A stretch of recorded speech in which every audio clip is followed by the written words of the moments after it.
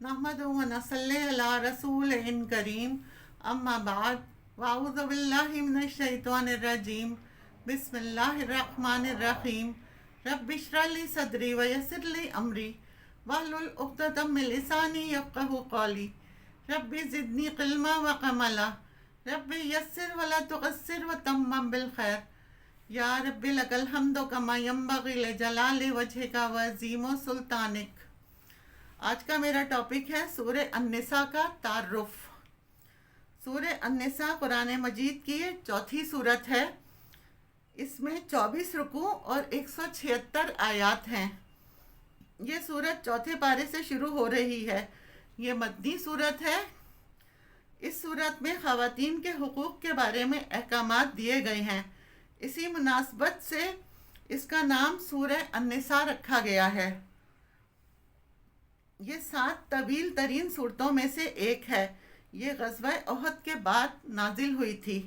اس میں خصوصاً غزوہ احد کے شہداء کی وراثت، ان کی بیوہ عورتوں اور یتیم بچوں کی کفالت کے مسائل کے بارے میں بتایا گیا ہے۔ اس صورت کا مرکزی مضمون ہے حقوق العباد، تقوی کی اہمیت، عورتوں کے حقوق، اہل کتاب اور منافقین کے رویوں کی مذمت، غزوہ بدر اور احد اور سماجی زندگی کی اصلاح سے متعلق احکام بیان کیے گئے ہیں۔ اس کے بنیادی مضامین میں ہیں حقوق اللہ۔ اس میں اللہ تعالیٰ کی عبادت کرنے اور شرک سے بچنے کی تعلیم دی گئی ہے۔ حقوق میں اہم ترین حق نماز ہے۔ ہر عمل میں اخلاص اختیار کرنے اور ریاکاری سے اجتناب کی تاکید کی گئی ہے۔ احکام نماز۔ اس صورت میں سفر، خوف، حالت مرض میں نماز سے متعلق مضامین بیان کیے گئے ہیں۔ اس صورت میں صلاۃ الخوف یعنی جنگ کی حالت میں نماز کے احکامات بیان کیے گئے ہیں۔ حقوق العباد۔ حقوق العباد کے حوالے سے والدین کے ساتھ حسن سلوک کا حکم دیا گیا ہے۔ قریبی رشتہ داروں، یتیموں، مسکینوں، ہمسایوں، مسافروں وغیرہ کے حقوق ادا کرنے پر زور دیا گیا ہے۔ سماجی اور شرعی ضروریات کے حوالے سے بھی مختلف ہدایات اور تعلیمات دی گئی ہیں۔ نشے کی ممانعت۔ سورہ نساء میں نشے کی ممانعت کی گئی ہے۔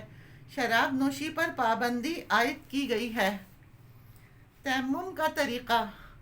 غزوہ بنی مطلق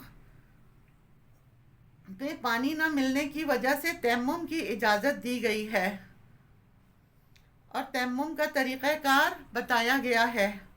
انسانی جان کی حفاظت۔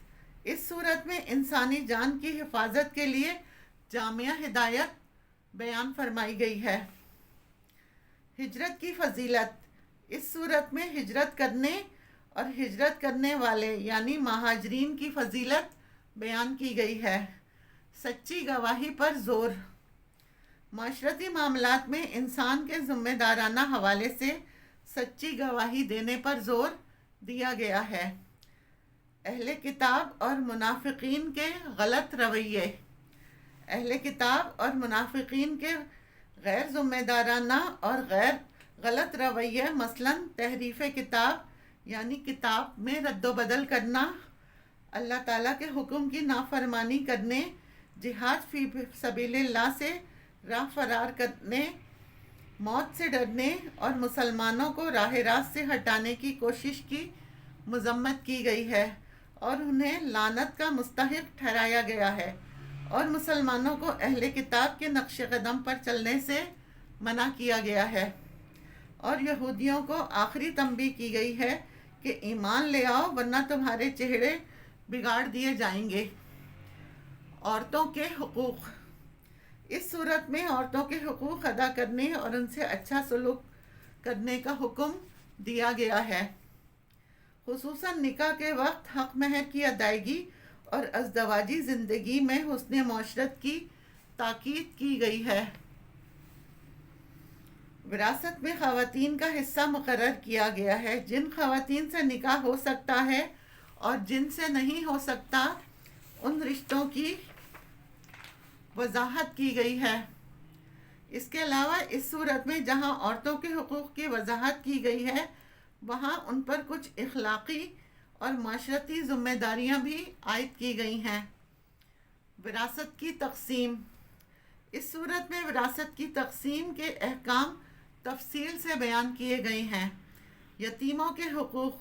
اس صورت میں یتیموں کے حقوق ادا کرنے کی تاکید کی گئی ہے اور ان کے اموال کی حفاظت کرنے کا حکم دیا گیا ہے۔ یتیم بچوں کے مال کو اپنے مال میں ملا کر کھانے سے منع کیا گیا ہے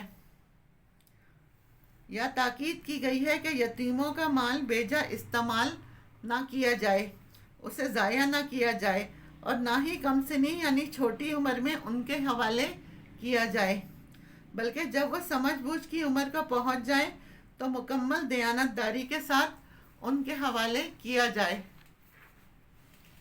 وآخر دعوانا ان الحمد للہ رب العالمین۔